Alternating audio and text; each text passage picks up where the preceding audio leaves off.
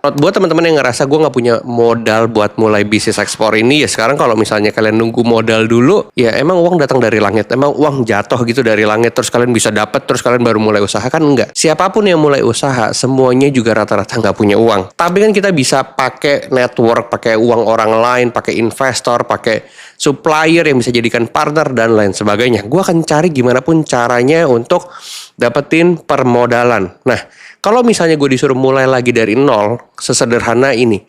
Pertama, ketika gue udah tahu produknya, apa misalnya contoh gue akan main kelapa. Kelapa ini gue udah kunci dulu suppliernya. Karena kalau kita bicara ekspor itu kan dalam kuantiti yang banyak.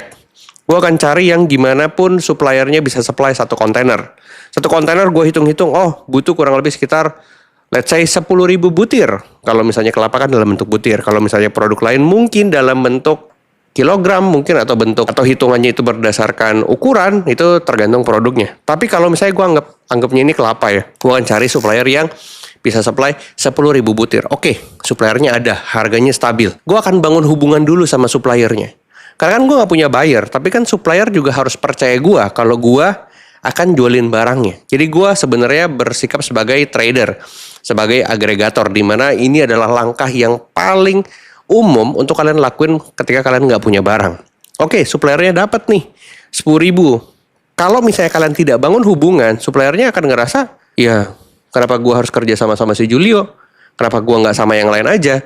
Nah, disinilah peran komunikasi itu penting sekali. Bangun hubungan, bangun personality yang baik dengan supplier supaya kalian itu punya satu cadangan untuk kalian pakai ketika kalian nanti akan bertemu dengan buyer.